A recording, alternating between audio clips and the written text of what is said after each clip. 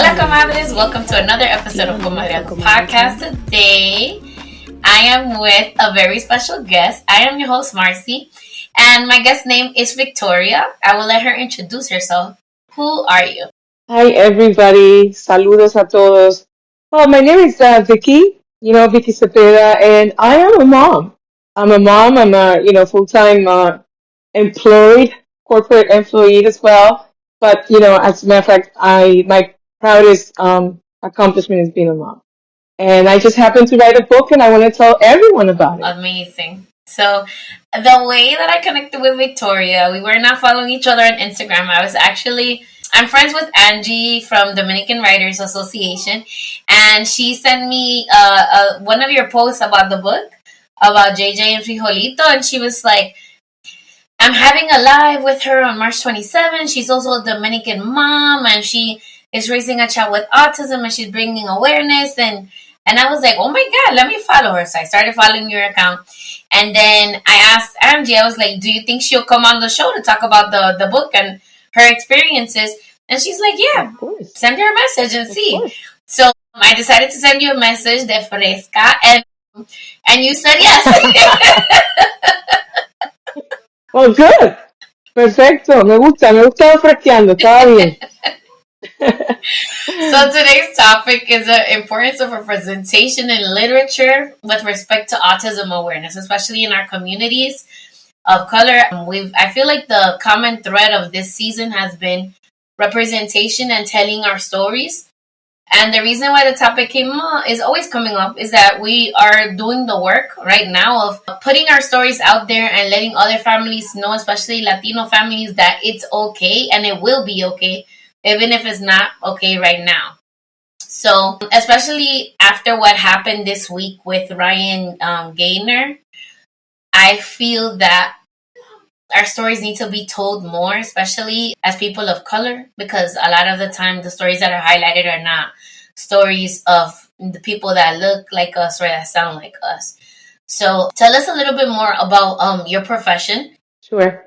So, long story short, I'm a corporate warrior by day, and allows me to fuel my creativity and fund as well my creativity, and be able to give back to my community and utilize and leveraging my talents, which have always been writing, volunteering, giving voices to those that don't have it. So it's technical project management, technology, banking, kind of like a typical environment for a lot of people around here. And when we talk about representation, also, I'm proud to say that, at work, I'm one of the few Latinas that are in management, and, actually I think I'm one of four. And, it's predominantly male, maybe 20% female. So therefore, I'm happy to be in the profession because I'm breaking barriers everywhere and representing Dominicans. I love that.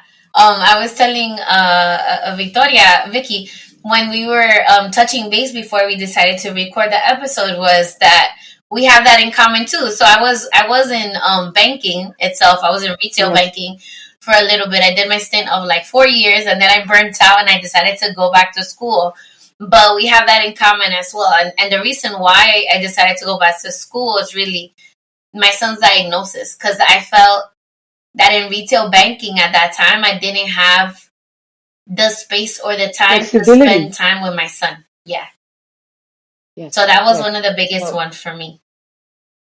I can understand that because when my son was diagnosed in 2013, sorry. Mm-hmm. I had to request, a flexible schedule. Back then, it was unheard of, right? And there was there was no behavioral insurance. So my husband was the one that really had the insurance. I had the other part and aspect of it. So we had to marry everything, and I had to request flexible, but then work like twice as much.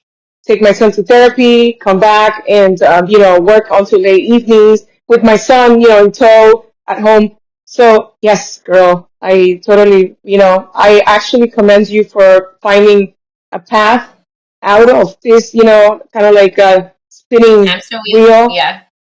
Yeah, yeah. So It was good not for easy you. because when you go from corporate to like regular, like the public sector, the pay cut was real because You feel it. You have to reinvent yeah, yourself. the Yes. pay cut was real, so it was a lot of adjustment on my part. But I feel that you know regardless of what, we're always mothers and we're gonna make it work however we can. And I like commend you for being able to do that and balance everything and do the amazing work that you're doing that we're gonna be sharing today. So I wanted to ask you a little bit about your childhood and where did you grow up and did that influence your writing? Well, I grew up in this little island that I adore. I grew up in the Dominican Republic. I was 14 when I landed in JFK, Mm-hmm. and I had no way of communication other than my Dominican lingo, right?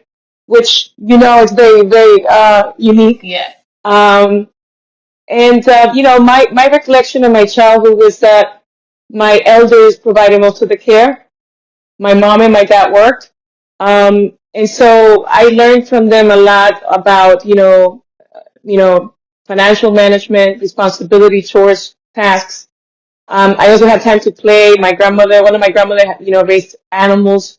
So I used to play with the piglets and then run around. So, but I was mischievous, right? I was one of those little girls that, I didn't need a group. I was a loner. And so for some reason I thought that climbing trees, climbing houses, jumping off bleachers and stuff was fun. And so I cracked my skull one time. I broke my arm around and I've been through everything. So yeah, I've been mischievous and a loner, but a happy loner. Yeah. And my childhood was just full of responsibility as the oldest. Oh wow. So you're the oldest like me. How was that experience for you? Like One more thing in common. There you go. the eldest daughter of immigrant parents is a hard como te digo, it's That a very we're born with difficult role. responsibilities. Yes, yes. Oh my So goodness. how was it for you? Do you have brothers or are you all girls? I no, it's two brothers. So I was talking about it on the episode before the last one, and I was saying how it was very it was like hard to break my mom in because she came with this like como te digo like this mold of how women are supposed to be from home. Sí, los hombres no. Yeah, Ellos no limpian, no hacen nada. exactly. Yeah. So she came with this Yeah. mold of how women are supposed to be, and it's not her fault. That's the way that she was raised.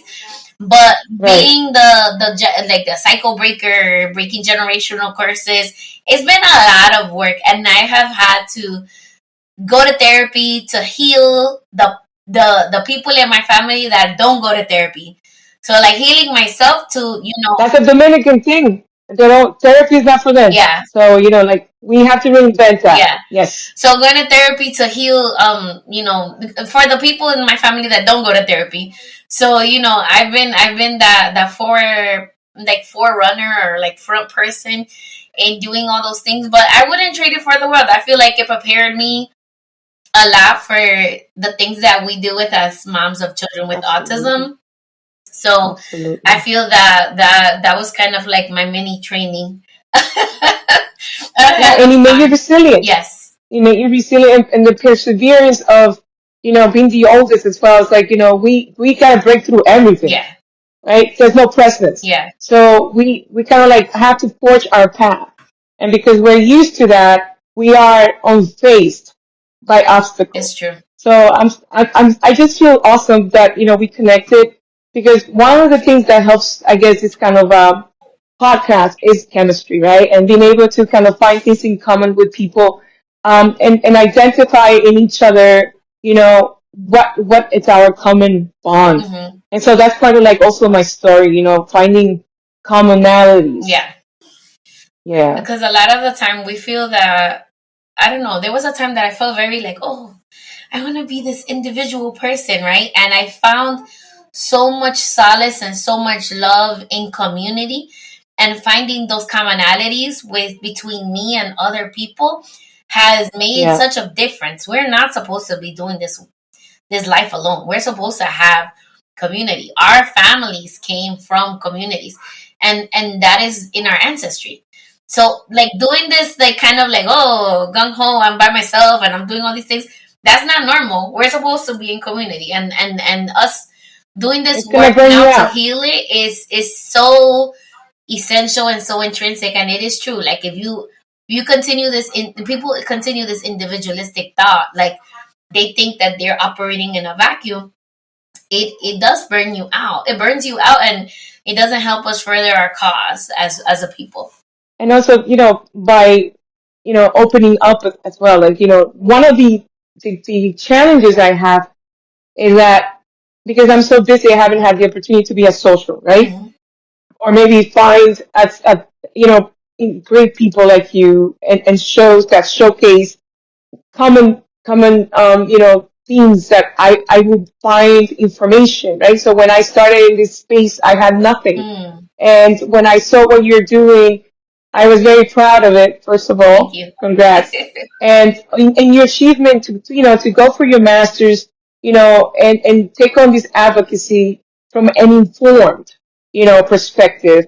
You kind of also, like, are setting a precedent that it's okay to just step off Mm-hmm. of what we believe are the standard means of, living and success, right? We can find success in, bonding with our family, providing them with, that kind of like, okay, mom is here, mom is doing her thing, she's like thriving, and things of the sort. And so that's one of the reasons I created my LLC, right? So I am, my side hustle, right? So I want to be able to step into that, space, informed, because I want to be able to advocate, but I don't want to be from a biased perspective. Yes. It's from my experience, but I also want to be open, right? So by being open is, talking to you, learning from your experience, what you could teach me. Mm-hmm. So I think that's very, very doable, and we do need a community. Yes. We come from very strong women, and we have to be able to continue that. I felt that. Thank you so much for saying that. Yeah. So, Yeah. in that vein of finding community and helping and advocating from a more informed space, I want you to share with the comadres the work that you've been doing volunteering with Autism New Jersey as an ambassador there. Claro que sí, claro que sí. So Autism New Jersey, I find, is the one organization that helped us the most. Mm. So, sitting back in Hackensack, Child Development Center, 2012, 13, we were told, well, this is Asperger's disorder, and here's the script to get therapy, and, here's a brochure, right? And I'm like, I didn't know what to expect. My boy was like reading. He was like, verbal. Mm-hmm. He spoke. He did everything, but he started regressing on certain areas. So that's why we went there, right? He started feeling like no one can come into his space. He started swatting at other kids. So, I said, I gotta learn. In order for me to learn, I have to go to the source. Mm-hmm.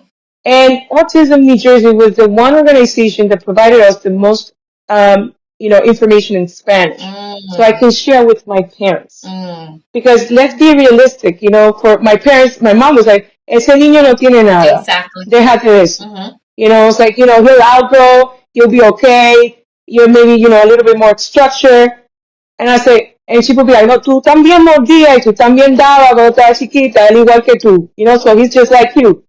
And so I was like, but there's more, Mm-hmm. right? And so bringing the literature and being able to inform her on the behaviors that, were giving us that diagnosis, I think helped everybody, right? Understand and remove the stigma of disability, because, right, this is a child that's just a child, right? So why set him aside?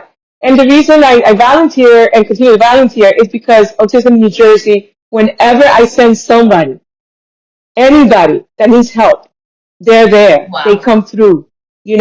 I have people from Salvador recently that came, and they have a child. They lived in Texas. This boy is my son's age. He's asthmatic. He's got all kinds of problems. They couldn't get help in school.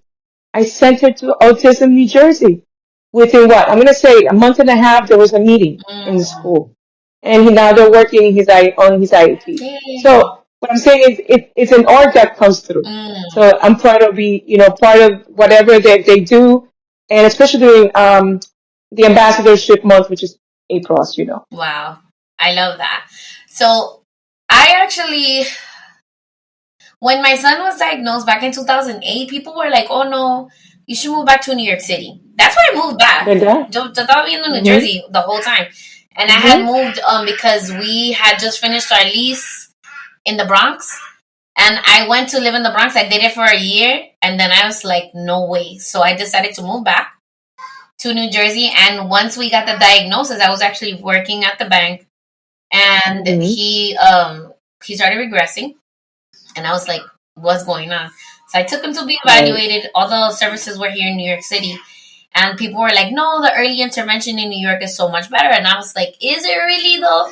Because the taxes in New Jersey, we pay a lot of taxes in Jersey. I mean, my mom, you guys pay a lot of taxes in Jersey. So the services I thought would be better, but everybody was like, "No, no, no." So I brought him back. But we're ready to go back. I cannot do this New York thing anymore, and I'm glad that Autism New Jersey Yeah. is there, because I'm definitely going to be relying on them to navigate, And let me switching know. I'm happy everything to help back. you. Yeah, switching everything And over I'm here there. for you. Yeah, because I have all Yeah. my services here. I have respite. I have community habilitation. He goes to a camp that he sleeps away in New Jersey as well.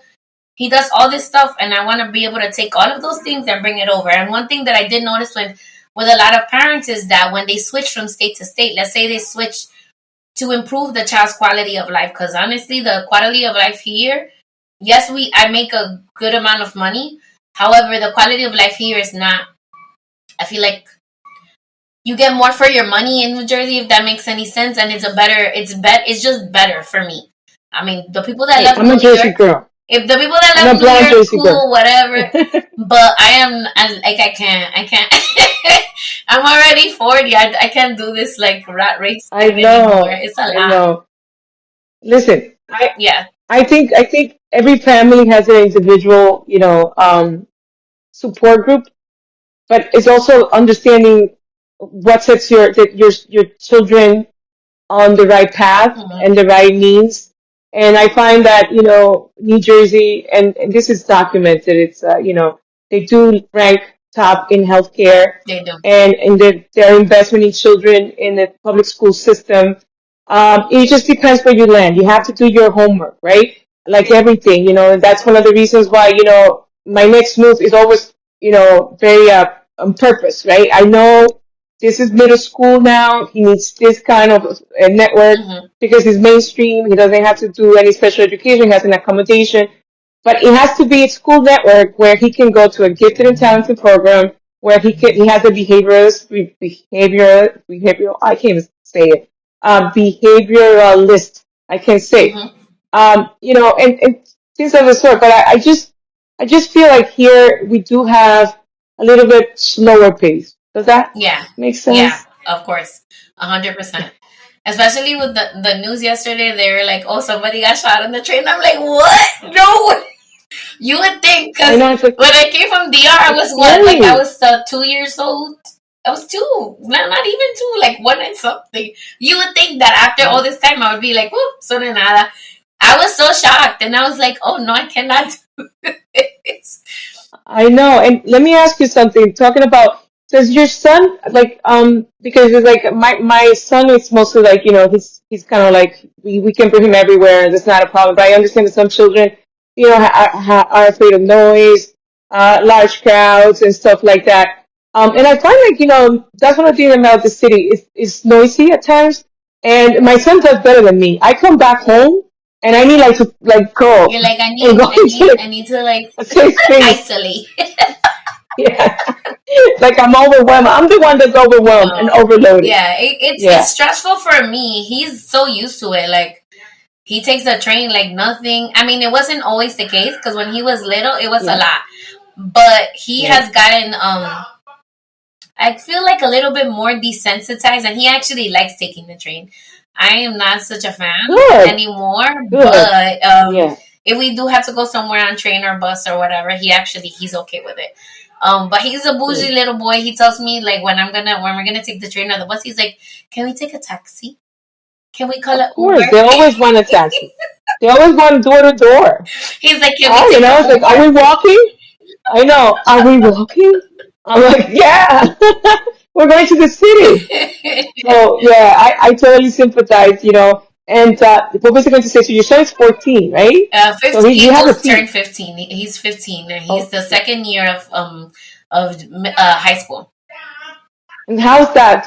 Have you noticed any changes I as he gets I feel older? like Anything? today, for example, when he came home, because like, so we, Comadres, we had already scheduled the appointment, and I came home from work, whatever. I got a call from the respite worker, and she's telling me that he seemed upset, and I'm like, what's going on? So he's like yelling and crying, and like she was saying he was hyperventilating, and I'm like, what happened? Like, what could have happened? Right. Because that earlier today, I actually got I posted a video that I got a message from one of his the supervisor from the for the of the teachers. She's like, oh my god, look, from P, and he was playing golf earlier. And I'm like, wow, that's so cool. And then, to hear that he came home and he's upset, and I'm like, ¿qué puede pasar? What could have happened? I feel like Right, now, right. as he's gotten older, there's more big feelings that he doesn't know how to express it just yet. So it comes out as frustration. And he doesn't take Yeah. it out on anybody. It's just like teaching him how to self regulate. And I feel like as a teenager, I remember having a lot of big feelings, but I had the means of like communication. He can You have the communicate. Yeah, he can yeah. communicate, but however, it's just, I feel like he doesn't have the words yet to like fully frame what he's feeling in that Right, moment. But I feel like right. that's a big difference. I feel like my fourth graders are a little bit more, como te digo, the fourth graders are a little bit more expressive, and they can tell me exactly how they feel. But they're Yeah. neurotypical children, so it's a little bit different. But Yeah, it's different. we're Hmm. navigating as best as we can. Right. And you know what? The important thing is that he keeps learning, or you guys keep finding ways to help him express himself. Does he use any devices, electronic devices to speak or to express himself, No, or he's he's fully verbal? verbal. So at one point he had lost all his words, and then after he learned how to talk, he hasn't gone back. Like he's Oh, just good, like good. he okay. He started talking, and then like around 18 months, he lost all his words. And then through the Okay. therapy and the early intervention and everything, now I have to tell him to, Papi, please give me a break. Can we be quiet for a I little bit? know. And I feel bad I because I know. know there's parents that don't ever get to hear their child like I speak know. or like be verbal, True. and True. their children are not speaking. So I feel very, very privileged. However, it's still, two things can Indeed. be true at the same time. You can need a break from your child talking all the time, and also be very grateful. Let's be honest. Yeah. Let's be honest. Like I love you. Like regardless of your abilities, I love you, but I need my quiet time. And that's normal. I just feel like it's so important what you said because regression and then finding their words and then milestones or just accomplishing whatever on their own terms. Hmm. It's so personal and so individual that I like when people ask me about my experience. I'm like, as long as you understand, it's my Yeah. experience. Yeah, like I can't speak for anybody else, and I won't speak for my son Yeah. because he's able to express how he feels. So I think that's also another reason why I wanted to connect with you because I also see how you are letting your son's personality be. Yeah. How he's able to and there was a show that he was watching that my son used to watch a lot. What was that? Gabba Gabba Yo Gabba? Gabba Gabba. Yeah. He's Oh my God, todavía, he like to used to this watch day, that. and this is something he used to watch when he was. I think Nick Jr. was like a thing when he was like 2 or 3 years old, and he used to watch it all the time. Yeah, Pero todavía he has these days that he wakes up and all he wants to watch is Yo Gabba Gabba. Y yo lo dejo. I mean, I'm not. Who am I to tell him that's immature or that's right. like you don't need to be watching that? You need to be watching shows with real people in it. If he doesn't relate to it, he doesn't relate to it. It's like Perfect. if you try to make me read Yep. what kind of books I'm not really into, like biographies about certain people. I'm like, como que it doesn't. It could be the bestseller, right? It could be the And if bestseller, I pero don't si tú relate no to te that gusta, person, no te yeah, gusta. es lo mismo como con la comida. Like there's certain foods that you love and there's some foods you don't love. Everything's a I thing know. about preference and the things that you like. What you if you like what you Yeah. like. So I let him have his days, and I try to put him onto different things. He actually likes Harry Potter and Lord of the Rings because of me. Ah, so that now, like you, like puppy, let's go watch Lord of the Rings and again. and and, But and it's he's because like you like and it. he's like, yeah, mom, let's watch it. And then one thing that he does now, which is I find this hilarious. So I'm like, Aiden, do you like Harry Potter or whatever, right? And he was like, I love Harry Potter, and he puts on like a British accent. I find this the funniest thing ever because he's very so his thing. He still does a lot of echolalic speech, even though now he's speaking more independently and formulating his own sentences. But at first, when he first started speaking, it was a lot of repetition of things he heard in cartoons. But he would always use it. That was a telltale for my son when he was younger. He was the ecolalia Yeah, he would use it. repeating. He would Yeah. use it in context though, like a lot of the times. So which was funny because like I would think like why is he saying that, and then I would have to like play detective and figure out what it was that he was trying to say at the time. But it's been a journey, and I do love like letting him just letting his personality shine because now he does like these little videos. I'll send you a couple that he does like voiceovers. He'll Oh watch the wow. cartoon and he'll put another audio of another cartoon, or he memorizes the full cartoon and he'll say it himself and record the video So he again. does scripting. He does a lot of He's scripting. into scripting. He likes the Yep. scripting, Yep. but he likes dubbing also. So he'll record a video with the audio of something else, but the situations like it matches. See? So that's what I'm talking about. He's got a wonderful personality, ways to be creative, and that's what I'm saying. That's the beauty of the spectrum, right? It lets people be without the stressor Yeah, of judgment, right? I love that's it. the biggest thing. I love it.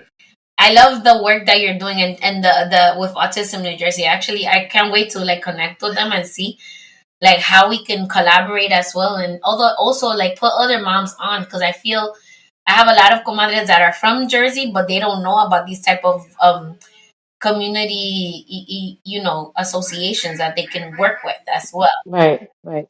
And that's why I've done some info session at local libraries, and I pass on a lot of information as well. And whatever literature they send me, like I leave at the library, or at the schools. I also work a lot with my son's school. They've been great, also very receptive. And I just don't stop. Like it's not like an April thing. Mm-hmm. It's a lifelong commitment Mm-hmm. to educating, especially, like you said, mothers, right? We have so much, right, going on. Like, I have an older son as well, and I have a family. I have ailing parents. I have a lot of things going on. But one thing that I do make sure is to be on the lookout, even at work. Like, I work around, software engineers, developers, Mm-hmm. right? Some of them are on the spectrum. Some of them are, they need like, they do like body peering where they have a developer with a younger, person that comes in and is a gifted, developer, coder, or whatever it is. And I'm like the mother goose. They love being around me. So it's like, I just like it. And so, we do have book clubs at work. And so we're going to be diving into the book club, and talking about, Frijolito, JJ Frijolito. And, it's amazing how, like, they've come around me. Yeah. Like, they are embracing me because they're like, wait a minute, this lady, she gets us, Yeah. right? So, because I'm talking, my son is a gamer. He's like, he's funny Mm-hmm. as well, and I'm not taking a perspective of like a sub story. I want it to be like happy story Yeah. because there could be witty, and so I want to be able to make sure that people don't like when I say autism, they don't go, oh, Yeah. that's not it.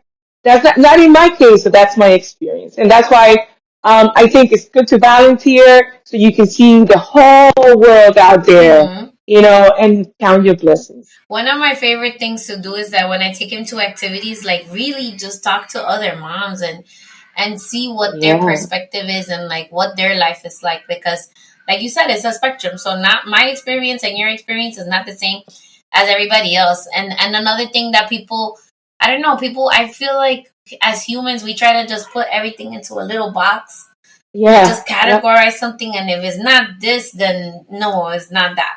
And that's not how Right. autism works. Autism is as individual as we are as humans. So no Yeah. two people are the same. The same thing goes for autistic people. You know one person with autism story, you just know one person with autism story. Yes, that is correct. And that's my mantra. And that's what they teach us, right? As parents, advocates as well. So that we also don't, push our agenda or our, Perspective. just like in life, you have to learn to be tolerant, Hmm. to listen, to be receptive, and to, to be kind. I love that. I think that's very important. Not everybody has the same processing speed. Yeah, it's true. Yeah. And I feel like I've become more kind with adults as well, because I as a teacher have so much patience for my students. I'm like, they don't Which is so know any better. commendable. I'm like, they Commendable. don't know any better. They're just babies, right? But our autistic kids are growing up to be adults. So I see everybody through a different lens now. And I feel like I become more tolerant, because I'm gonna be honest, I was the one to be like, oh, this person's so annoying. Oh my god. Right? But now I see it in a different lens. Not that I think that everybody's autistic. That's not the case. But everybody has something else going on, and we have to Yes. operate from a place of Yeah. love, that we see everybody like as a whole. Like even if somebody's a like not a nice person, something caused that person to become that way. And I'm not saying you're gonna be their best friend. That's a psychology, right? Psychology. We gotta be able to remember that we are the product of unskilled, sometimes parenting. Most of us are not skilled to be parents. Yeah. We learn to be parents by being and doing. Yes. So, some of us will be better than others. Some will fail, and some of us will keep trying. Yeah. Parenting is it's just a matter of, it's individual. But yeah, definitely looking at people with more compassion, especially after practicing yoga and all these things that I do. It's like, seeing people Good. for taking them how they are, and just like taking them at face value. It's not just like having more compassion in general. I don't know how to explain it, but like it has changed my perspective. And then I feel like myself, I feel more at peace. Like I don't get Good. as bothered by different people, if that makes any sense. But oh my goodness. So tell me, I love the story that you shared with me. I want you to share with the comadres about how did you become inspired to write? Sure. So I'm gonna give you a little anecdote. I must have been like 2 or 3 when I would find myself in just like escuelita particular. So I just felt like I've always known how to read, and both my boys are hyperlexic, just like me. I learned how to read, taught myself how to read. I must have been 3. My youngest saying, so my mom had no choice than to bring me to like a private tutor, because that's all I wanted to do: read, write, and I had like a blackboard and color chalks, and I would learn words and I would just recite words, Mm-hmm. and then I would write them. And so anyone that knew me as a kid knows that writing and storytelling, I used to have some time to create these other worlds, and in my head, and torture my sisters, with we used to have, funny you should say, we used to have like a make believe comadre session. Las comadres, la comadrita, la comadrona. So we used to sing that and make and put on clothes, like my mom clothes, or things like that, and make believe that we were like viejas, like gossiping and stuff like that. Yeah, and so I would throw words in there, right? But I always like went back to that blackboard because I wanted to see myself writing. Yes. So I've written since I can remember. I've blogged. I've written schools newsletters, a college newsletter, work training material. I've done a lot of training, technical training material. I think by writing, I bring peace to my mind. Mm. So the creativity, my inspiration is because it soothes me, and that's my stimming, that and twirling my hair.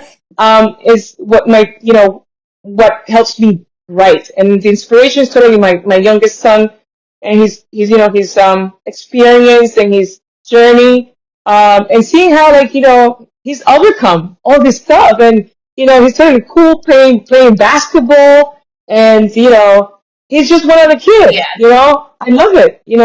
He's not pigeonholed, he's not stereotyped, he can advocate for himself, and I'll continue to write so I can continue to break down and strip stereotypes. I love that. I want to. What was I gonna say? Aiden is also hyperlexic as well. So for the people that don't know what hyperlexic means, is that the children can read anything. Aiden can read college level things. Does he have the comprehension? Not yet. However, he's been like that ever since he was a little boy as well. And I feel Mm. like he one thing that he would love to do, especially when he was super upset, was reading books and reading stories, and that would help him calm down. Another thing was a lot of singing, like Mm-hmm. Old McDonald's, and then the Old McDonald always turned into like a zoo because he always requested different animals that were not on the farm, but he just found it really funny. He's like, now Old McDonald had a zebra. I was like, I don't know what sound a zebra makes. I'm sorry. But that's his creative streak. He's creating his own script. He's scripting and creating his own script. Like my son always had these all educational shows he watched, and he's always drawn to letters and numbers. So yes, good thing that you define hyperlexic, because it means that they learn how to read, but not necessarily that they comprehend. So that they acquire as they get older. Yeah, and So that's it good. takes a lot of Hmm. a lot of work to help them comprehend and even answer like questions that are more beyond the text, which is something that I find as well with him. So it's been a lot of work to get him up to speed. But I wanted you to tell them about the story about your grandfather, how he used to always walk around with a three-piece suit, and he would Oh, write the speeches for the people in the town over there. yeah. So su nombre era Mhm. Ramón Cepeda, and that was my father's father. And the word is that that's what he did. He wrote speeches. He worked for the city hall, and so did Mm, my dad. And so, I will always see abuelo like in el parque. Like, mm, he was sitting. He had his three-piece suit, his hat sideways, and he had a what do you call that? Suspenders. bretelles. And so, yeah, so the guy was always fly, right? And he had this, like his verbal was so advanced, right? But he was always reading the newspaper, and if he wasn't reading the newspaper, you saw him writing on his notepad. Mm, So then I said to myself, I don't know the man. I barely know, like I would pass by him maybe he didn't know me. mm, Because it's a big family. There was a lot of grandkids, and I didn't really have a relationship with him. mm-hmm. It was mostly like, his parents were, like my grandmother and him had not lived together for a long time. So, he had like 10 kids. You know how it is Yeah, with yeah. DR. Mm-hmm. So, like, I appreciate that, although I didn't really have a relationship with him like that, he passed down to me the passion for the written word. Mm, I love that. And so, and my dad, like he's always liked, he will, on Sundays he would put us to record our own voices and whatever we wanted. So, he was like a, un telelocutor, things like that. So yeah, it was fun. So I think, all my grandparents and especially my great grandmother, their entrepreneurship built me, Mm, because they who I am today, because each of them taught me something very unique, which is independence, financial responsibility, budgeting for large families on little, and living within your means. That's something that I don't know how to explain it. It's gotten me out of trouble a lot. I love that. Yeah, where, like even if I was unemployed, I've never been without anything, thank God, because I've learned to adjust. I love that.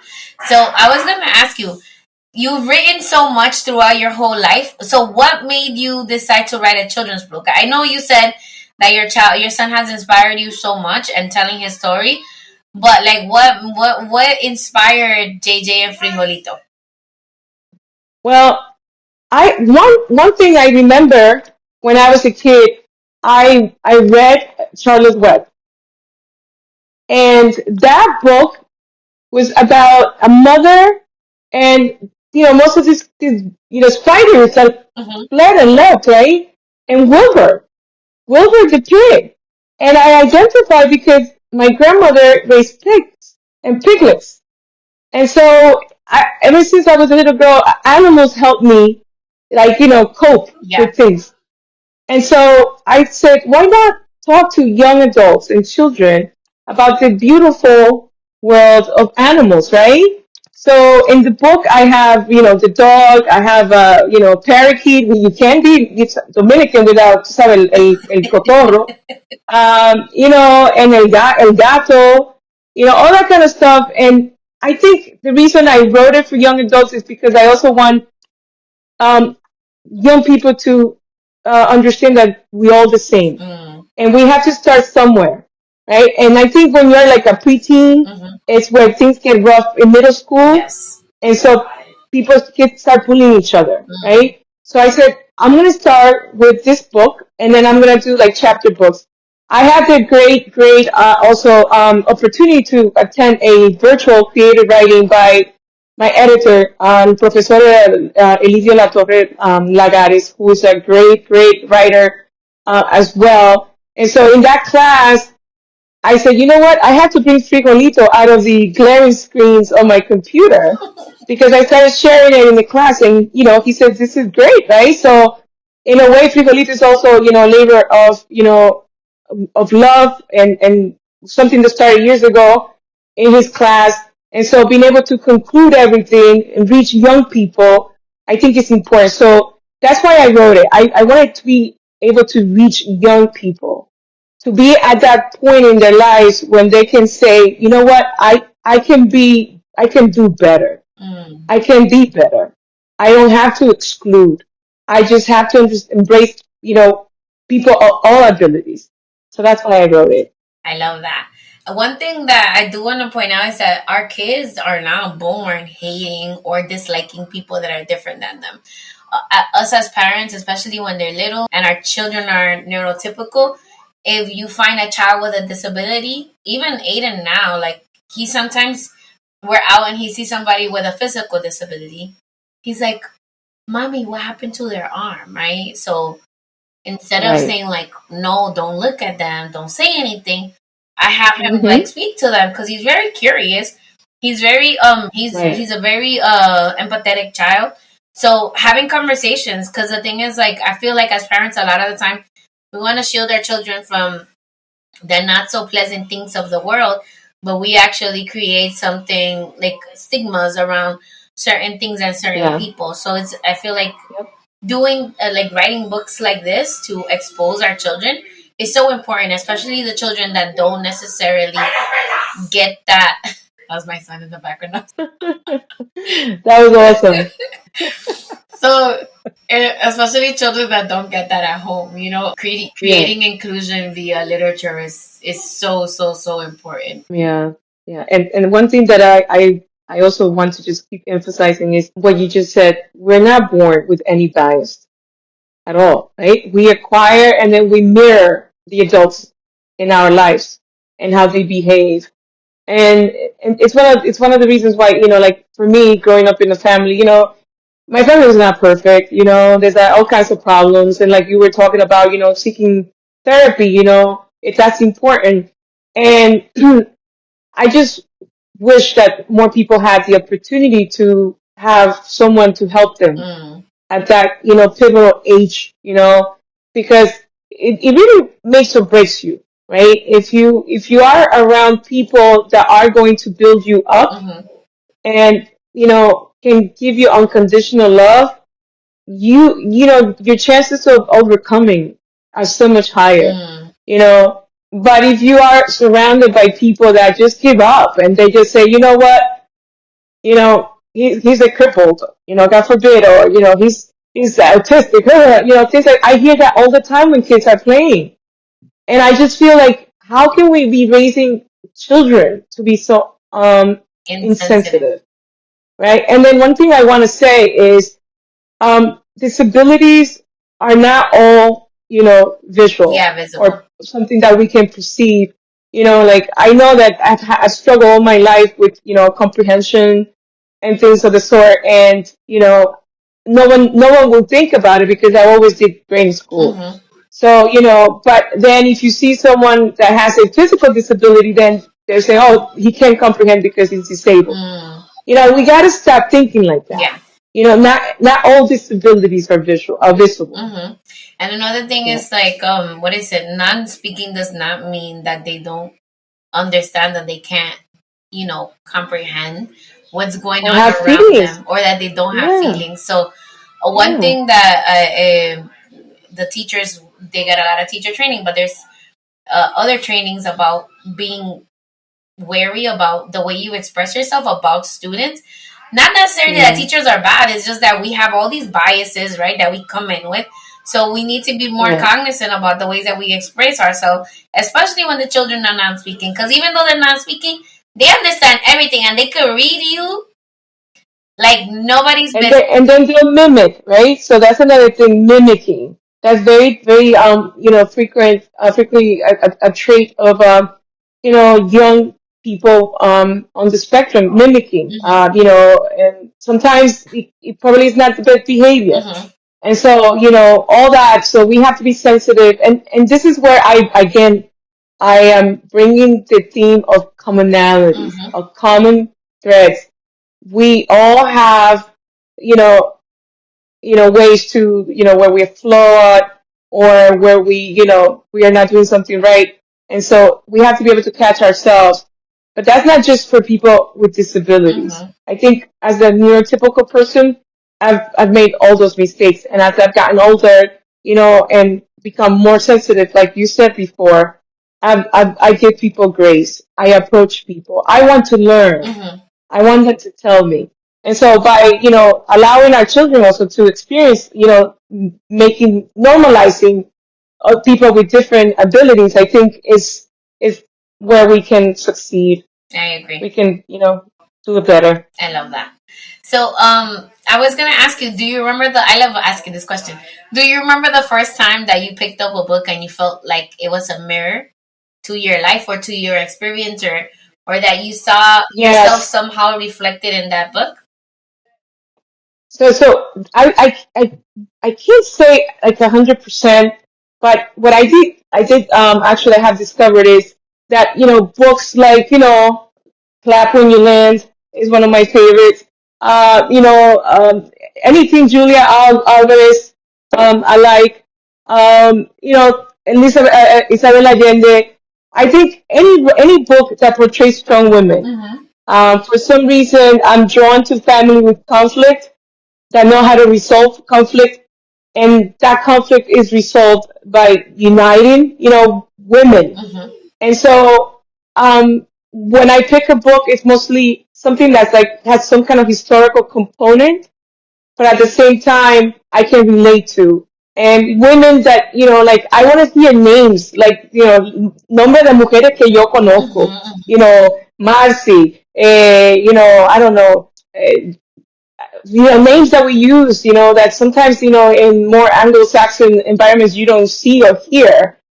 So identity, Yes. yes, I have picked up books where I feel some type of identity, and I will continue to do that because I think it's important because I'm also supporting our writers, Latinas or Latinos, Dominicanos, Caribeños. It's very important because we have a very distinct way of Mm-hmm. expressing ourselves, Yes. right? We are very passionate people. So, and somos bien gracioso. We like somos bien chistoso. So I think, I feel that depending on what mood I'm in, I'll find more books that I can identify with.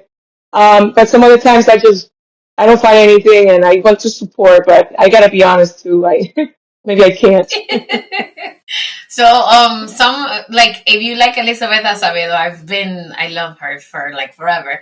But one of the ones that I really liked was, besides Clap on the Plain Lands, is also with the Fire on High.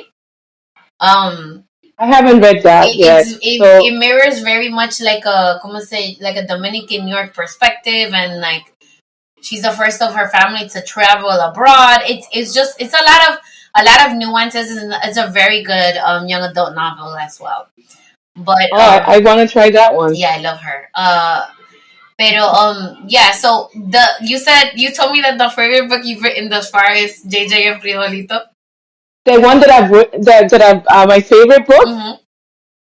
Well, I mean, I gotta say that because it's my book, but favorite books, oh my God, I got so many. I'm gonna tell you one that touches my heart is this one, La Sombra del Viento, Okay. The Shadow of the Wind by Carlos Ruiz Zafón. The opening in my book, and can I read in Spanish? Yeah. Okay, so the opening in my book is something, and I'll read in Spanish and in English real quick. Spanish because that's the language I was born with. Cada libro, cada tomo que ves tiene alma. El alma de quien escribió y el alma de quienes lo leyeron y vivieron y soñaron con él. Cada vez que un libro cambia de manos, cada vez que alguien desliza la mirada por sus páginas, su espíritu crece y se hace fuerte. Wow.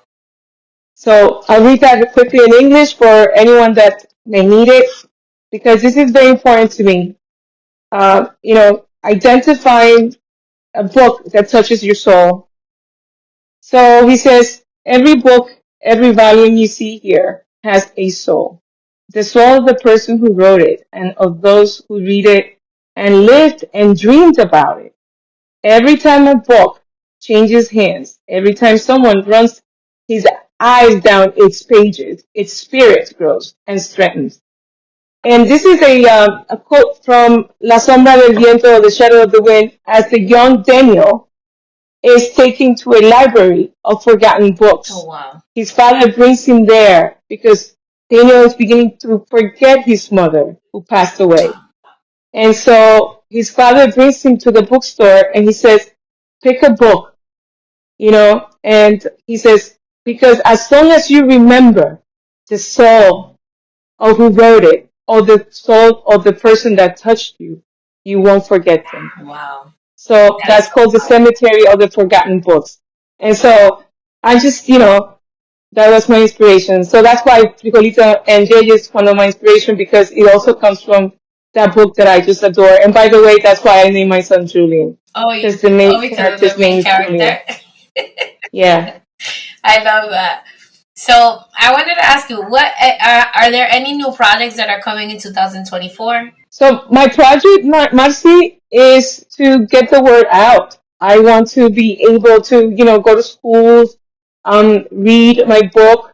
I'm not so much into I'm going to make money out of this, right? I'm more of what's the purpose and what's the goal. The goal is to just, bring people together, break down these stereotypes, and have fun. So maybe I would put out perhaps I want to do a color and hardcover. And then I'm also working on the second book.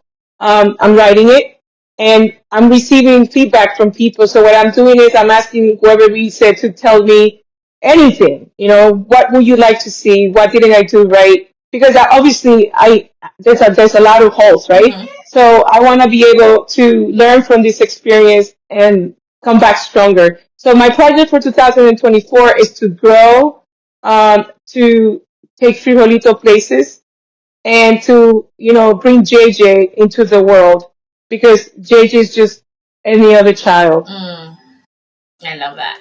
I love that. I can't wait to read the book. I'm so excited. So I know that you have a live with Dominican writers on March 27th. Yes, the 27th. Okay. Yes. So I'm going to be inviting the comadres. Make sure that you tune in. Set an alarm. Not register. I think she has a link or something. It's a live on IG. Yeah. But usually when they have an event like that, if you set it up, there's a way. I'm going to ask Angie if she has that. But just set an alarm and just remind yourself and, tune in, and also obviously share this podcast with other people. Where can people buy your book? They can buy it on Amazon. I'm currently working on my website as well to enable the website to, to buy it from the website. And, if anybody want me to, autograph it or dedicate it to anybody, obviously I'm working towards that goal as well, which is another goal 2024. Make my website pop. So they can go to Amazon, Kindle Unlimited, or just paperback in both English and Spanish. Sounds good. All right. And I'm going to end the episode here. I want to thank you so much, Victoria, for coming on the show, for sharing your story, and for being such an amazing representation of an autism mom, of a Dominicana, and of an immigrant as well. Like, I love that you have been able to share your story and that you have been able to touch the lives of so many people around you in a positive way. Well, thank you so much for having me. Hola, Comadres. And, I'm just touched. I'm proud of, the work you're doing, proud of the work that, our community is doing to get ourselves out of this, stereotypical Dominicans are this and that. I think we're so varied and we have so many stories to tell. Don't be afraid. I have my own, LLC, Miramar VC Books. If you want to tell your story, let me know. I can help.